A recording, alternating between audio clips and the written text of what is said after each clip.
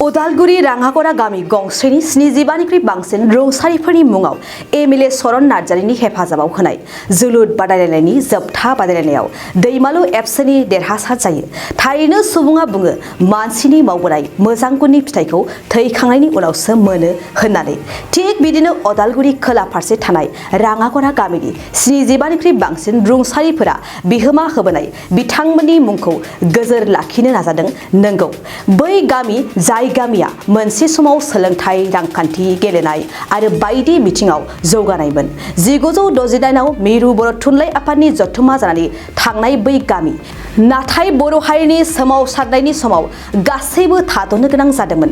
नाथाय बै गामिखौ दालांनाय, हमथालांनायनि गामिखौ दैदेनलांनायाव बिहोमा होलांनाय बिथांमोननि जा अबदान, बेखौ गोसोखांथि महरै गोजोरै लाखिनो आरो लाइमोनफोरनि गोख्रों देहाजों लोगोसे जिउ राहा होनाय आरो थाद'नायखौ बोखांफिननायनि थांखिजों उदालगुरि जिल्लानि उदालगुरि नोगोरनि खोला ओनसोलाव थानाय राङागरा महनपुर गामि आफादा जोलुर गेलेनाय बादायलायनाय होयो आरो बे गेलेनायखौ थांनाय 7 अक्ट'बर 2022आव बेखेवजानानै दिनै जोबथा बादायलायनाय।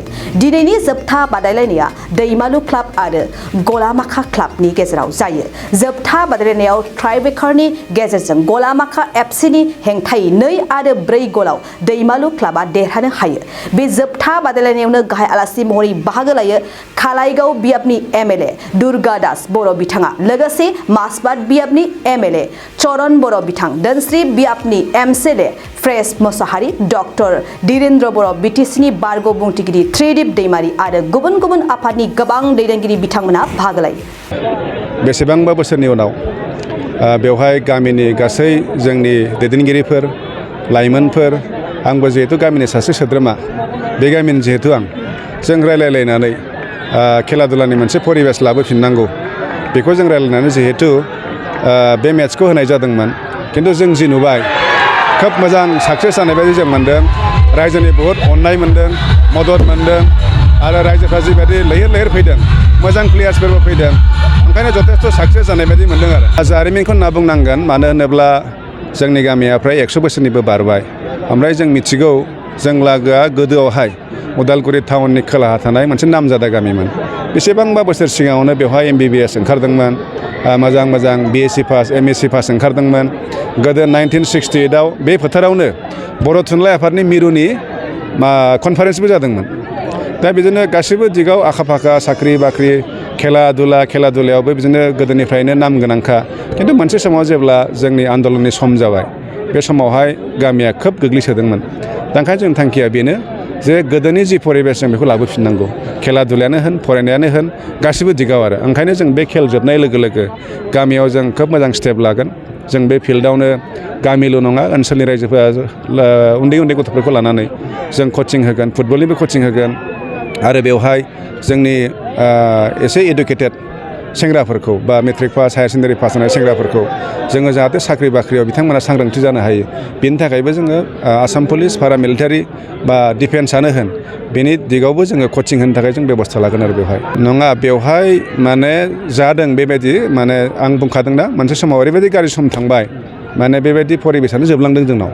ओंखायनो जों बेखौ लाबोफिननो थाखायनो देग्लाय जों मोनसे नैबे इभेन्टनि गेजेरजों एसे जोंनि गेजेराव एवारनेस लाबोनानै जोङो बै खामानिखौ जों मावफिननो थाखाय थांखि लादों आरो। फुटबल बिथिङावल' ना बेनि आलादा? फुटबलनि बादैबो, अकल फुटबल नङा, गासिबो खेला।